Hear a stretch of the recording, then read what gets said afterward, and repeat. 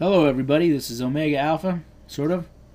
I want to talk to you about Ironhead 41's bucket of snow. Now he had himself a bucket of snow, and he was going to save that till July 4th. With some bay leaves, of course. That probably wouldn't work, and for the record, he was joking about that, but I'm not joking about this. Wouldn't it be nice to have a bucket of snow? Or say 100 or 1,000 buckets of snow, or say ice? And save that for the winter. Save that, all winter, all summer, until the next winter. But what I'm talking about is an ice house. No, not a house in ice. I think you know what I mean. I'm talking about the old ice house like they used to have in the old days. The kind you put ice in, buried it in sawdust, and kept that ice all summer long, and you had ice. But I'm also talking about a different design. A design that would be compatible with an SHTF situation where you wouldn't want someone to see it. A design that would take advantage of our modern conveniences, as well as being able to be used in the old way without these modern conveniences. Now check out the design of this old ice cave, I guess basically is what it is. Ice storage unit they had under the ground. These were done in times past, and they were covered up with earth, big cylinder. That's probably more what we want to have, but it's not exactly what we need right now.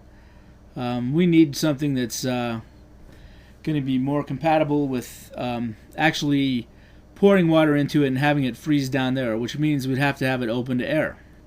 Now my thoughts on this are, you can create a holding area, dig out a big hole, surrounded by concrete, and you'd have a problem if you wanted to pour water straight in there and have it freeze, unless you had some kind of a flexible lining with, like, say, straw around it, which would insulate it from the actual earth, which would keep it cool to a certain point, but you'd need a lot of insulation to keep that ice good. And the more ice you had in there, the better. And the more solid it was, the better. So the ideal situation is to be able to create yourself a large glacier situation. You pour enough water down there to freeze, and then you do it again and again and again until you have a big hole in the earth that's filled with ice, and then you can cover it up. I guess you could have a big structure over the top of it, like a revetment with reinforced concrete that you could actually utilize the top of, plant a garden on top of it, or whatever you'd want to do. Actually, if you were watering something on top of there, it would help with the cooling qualities of the cave that you're creating. Now, what I'm showing you here is a few shots of the Shoshone ice caves in Idaho.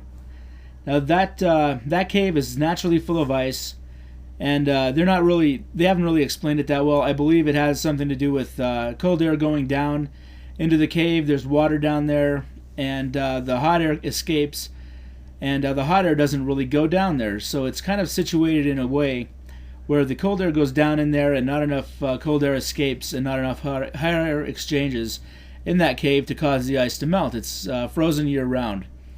And you can see there's people stepping on it. That's actually frozen ice. And the thing with that is, you could set up yourself a situation where you could get the cold air coming down. There's a number of ways you could do it.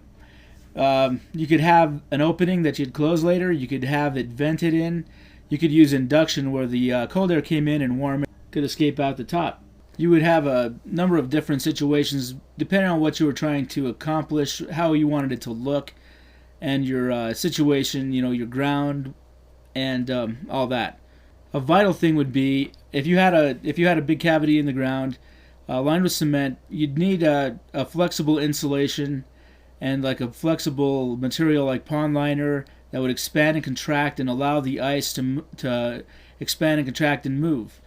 That way you wouldn't break out your concrete walls. Totally crack the walls in your container. Now you really need some kind of drainage out of the container and to let the water off so that the ice will stay more cold and icy. And having water in it, I guess they've tried that. It doesn't work as well as having just a block of ice and they're insulated. So you'd need to figure out something. I guess if I was doing it I'd probably try to put a drain down there and drain it into a subterranean cavity where you could pump the water out and have fresh water out of there. But I haven't gone that far, haven't figured it out. It's kind of like you've got to go with what you've got going on, and you basically play it by ear, because there's no one design's going to fit all scenarios.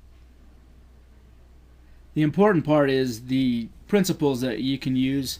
You know, you need a hole, a liner, some insulation that's going to be flexible. The ice will hold. It's cold. I mean, if you have it well insulated, it'll hold that much ice. I mean, we're talking 10 by 10 cavity is going to be 6,000 gallons of water, which will expand a little bit to be more than that gallons of ice.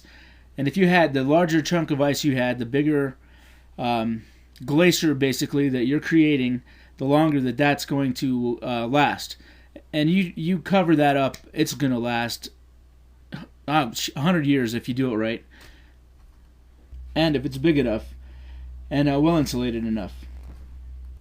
Now, there's a lot of smart guys out there, very inventive people, cheap lazy bastards, people like that, you know, that are very inventive, that will be able to figure out how to build these things. So I'm not going to go more into that, but I just want to run a little bit by you. If you dug a 20-foot deep hole that was 20 feet wide by 5 feet long, that would hold about 60,000 gallons of water. And imagine how long that would last in an SHTF scenario.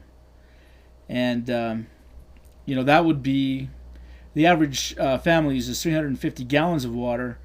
You could get that filled up in 6 months with average daily use of water. Plus, I know you could pour a lot more in there. You do about 3 to 6 inches a day.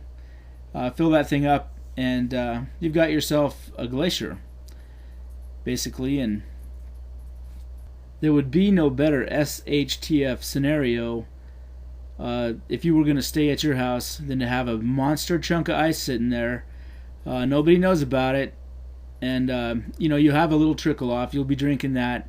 You'll be using the ice for cooling down your beer or whatever, keeping your food cold if you really want to eat. And and you can take that ice, use it for cooling, and then let it melt and drink it. That is a lot of water. 60,000 gallons. I mean, it's not much as far as how we use it, but if you got down to bare minimums, it would be enough to last you for years, many years, with a family of say 5 or something. Now, of course, this would work differently in different neck of the woods. Yankee Prepper up there in Minnesota, he could really pour on the ice and have a lot of ice by the time the winter's ended. Ironhead 41, he may not be able to freeze as much, and so there's some variables there. If you're Ironhead, you may want to make it longer and wider. I don't know how much it freezes over there, but and there's some places it wouldn't freeze at all. You could create a pool of water in a covered situation where you'd have basically an underwater aquifer, and that would do you pretty well too. You wouldn't have the ice, but you'd have pretty cool water, and a lot of it. So that would be a very good help. Anyway, that's about it. I think this is about long enough. Everybody can figure out what I'm talking about from here, and probably add to it and make a lot better ideas out of it. So I guess I will see your videos later.